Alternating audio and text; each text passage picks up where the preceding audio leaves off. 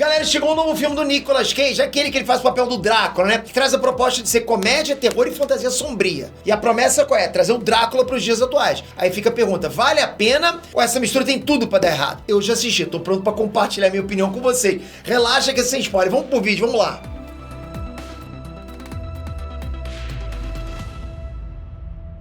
Trunks, Peter aqui. Porra, Nicolas Cage acho que é daqueles atores que a gente nunca sabe o que esperar quando ele tá no filme, concorda? Porque o cara tá em filme top e filme B. Hoje em dia ele tá assim. Por mais que ele seja um veterano em Hollywood, que a gente sabe que ele é, ou pelo menos ele foi muito, né? Mas, não, veterano ele é, né? Eu digo assim, ele foi um cara... Antigamente ele é um cara só se escolhia filme top, né? Hoje em dia, meu irmão, o cara tá aceitando, né? Um trocozinho, né? Ele vai assim, pô, ele tá precisando, quem que não precisa, né? Então, sei lá, quando ele tá num filme, a gente não sabe. Pode muito bem ser um filmaço quanto uma bucha, difícil de engolir. E o personagem da vez é o clássico dos vampiros na cultura pop, Drácula. O cara vai fazer o Drácula, pelo menos ele não é o Superman, né? Mas o grande protagonista não é ele, é o personagem do Nicholas Hoult, que é o Fera dos X-Men. Não é o Nicolas Cage. Então, são dois Nicolas aí, né? É o Cage e o Nicholas Hoult, que vem nesse filme como Renfield, o servo do vampirão. Você lembra que o Drácula tem o assistente dele? Sim, nobre mestre, né? Pois é o Fera agora. Bom, Fera dos X-Men, vamos falar direto dele, né? O Renfield. Então muita gente nem tá dando bola pra esse filme por vários motivos. Primeiro que o Nicolas Cage não tem estado em bons filmes nos últimos tempos. Pô, a gente tem que aceitar isso. Segundo, essa parada de terror com comédia, porra, galera, é um campo minado. Terror com comédia, pra dar certo tem que ter um equilíbrio, bom. Tem que ter um bom gosto quase cirúrgicos, concorda? E mesmo com esses pontos de atenção, eu fui lá conferir a estreia e tô pronto pra dar minhas primeiras impressões pra você. Minhas primeiras impressões não, minhas impressões finais, né? Porque eu não vou ver de novo. Então antes de começar, porra, já capricha nesses votos no IBEST aí, pô, galera. Só você que tá aí desse lado pode jogar a gente pra próxima fase. Deixei 2 categorias aqui embaixo. Eu acho que tem 2, não sei. E eu preciso muito ir pra próxima fase. Pô, vai ser bom demais.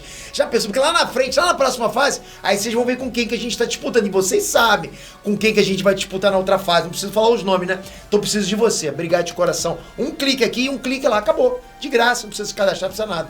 Obrigado, vamos lá.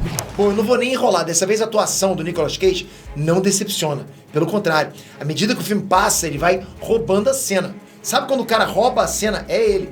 O cara tava inspirado, galera. Tava inspirado mesmo.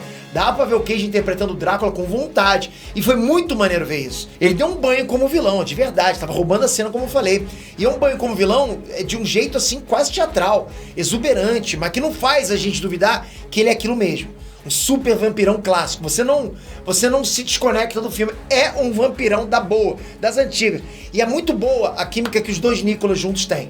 O Cage e o Hoult, né? Quer dizer, os dois personagens, o Renfield e o Drácula. E além deles, outro acerto no elenco foi a Alco Aquafina, que é a Kate dos filmes de Shang-Chi. Nesse filme, Renfield, ela interpreta a policial Quincy e ela mandou bem também. Até porque ela tem competência pra cenas de ação, a gente viu, né? E principalmente pra comédia. A promessa era ser um filme divertido, um filme violento, e foi exatamente isso que ela fez, ok? Ao mesmo tempo que tem muito bom humor ácido pra caramba, também tem cenas de ação, de lutas bem boas, ok? Não vai se ligando, não vai achando que é só comédia o tempo todo, tem ação pra caramba. Sério, galera, as cenas de ação são a cereja do bolo, você vai perceber isso. Fora isso, a parte de terror não é do tipo que assusta a gente, é mais uma estética de terror. Aí daí vem aquelas situações bem gore, pode esperar muito sangue, desmembramento, rolou uma preocupação real em impactar a gente com violência visual. Você vai perceber que eles não poupam isso, sabe? Se é pra ter violência, eles colocaram na tela mesmo. E nessa mistura também tem humor, e ele aparece pontuando o tempo todo. Nas cenas mais dramáticas, até a violência, tem sempre um toquezinho de humor. Nas cenas de luta existe um exagero pra tornar tudo mais sanguinário. Você vai perceber que tem, porra, o tempo todo, sangue pra caramba. Mas de um jeito que deixa divertido, cara. Você vai se amarrar no que vai acontecer. Eu não sei nem se tô conseguindo me explicar assim, sem dar spoiler. Acho que eu consigo, né? Que tipo, é ação com sangue pra caramba. E chega até a ser engraçado isso. O que eu quero dizer aqui é que rola uma mistura bem interessante com esses de terror, ação e comédia. E não teve medo nenhum da galhofa. Não é um filme que teve mau gosto ou teve preguiça. Tudo ali que a gente vê no filme, tudo ali foi muito bem pensado, planejado.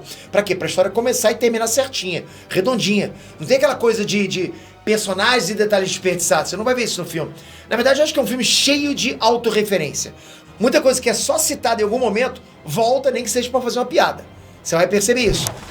E fora isso tudo, você vai perceber que existe uma mensagem geral sobre relacionamentos tóxicos com narcisistas. Muita gente vai se identificar, inclusive.